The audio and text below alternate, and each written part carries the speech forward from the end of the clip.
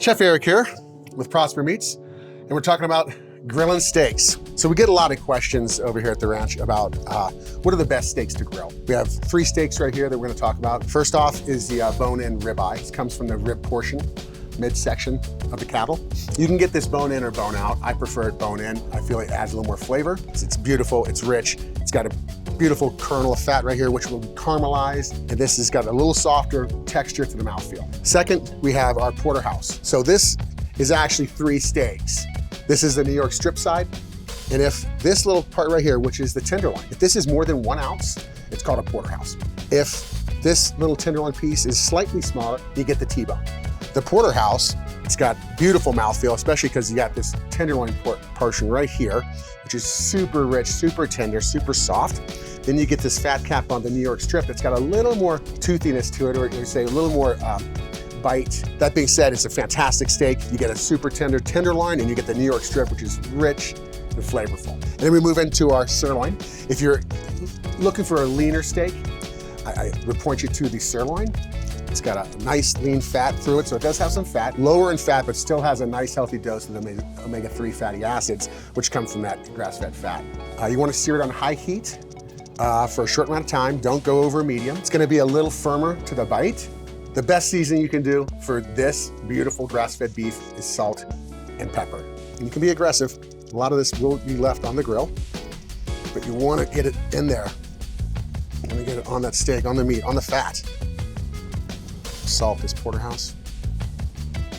Now this is important, like we did on the ribeye. You really want to get this lined up with salt, because again, it's going to really help that hard, dense fat on the side here. It's going to really help it melt down. You know, and this is good fat. Don't trim that off. A little pepper right here, finish up. All right, to the sirloin, same thing. This has less fat. I'm not going to put less salt on it. You need a little more flavor from this because we don't have that fat cap.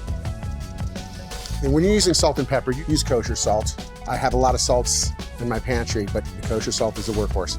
So just a reminder, we want to bring our steaks close to room temperature. We ship these from our ranch to your door frozen. So the day before, take it out of the freezer, put it in the fridge. And what I like to do the day before is unwrap it, put it on a plate, maybe put a little salt and pepper on it, leave it in the fridge. You get a really quick 24-hour dry age.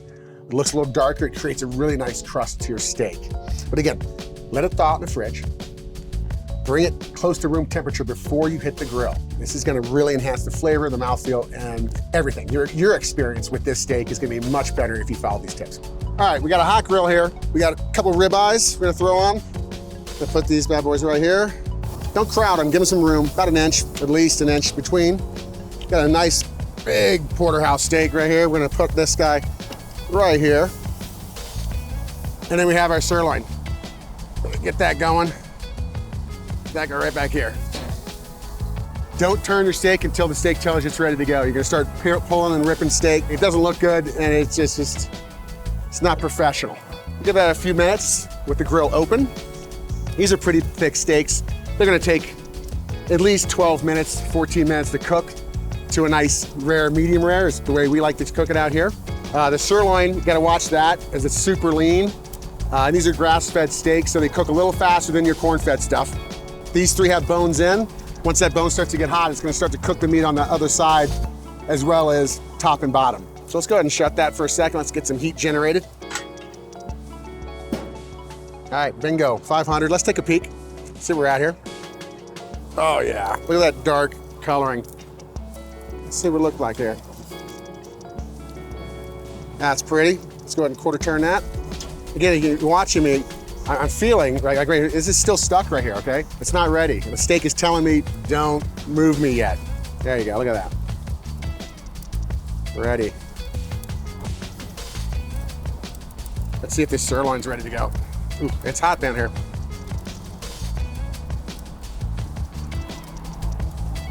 Give that another minute. Let's go ahead and close that up. All right, let's check on that sirloin. Let's see what I'm like here. Ah, it's looking good.